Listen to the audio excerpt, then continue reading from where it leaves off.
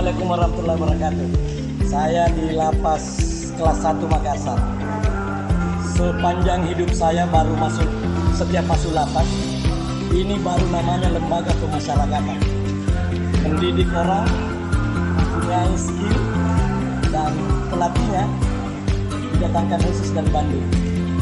Ini benar-benar memanusiakan warga binaan, dan setahu saya belum ada negara di Asia, apalagi di Indonesia, belum ada lapas yang seperti ini.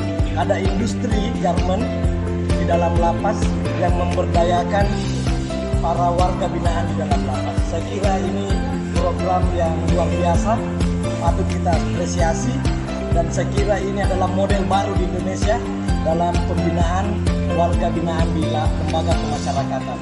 Saya kira Kementerian Hukum dan HAM menjadikan ini sebagai role model di Indonesia agar warga binaan kita tetap produktif, menghasilkan, dan dia punya aktivitas untuk meningkatkan skillnya.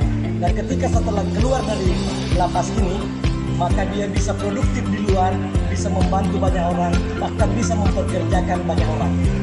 Jadi saya kira saya salut ke inisiatif dari Lapas kelas 1 Makassar. Assalamualaikum warahmatullahi wabarakatuh.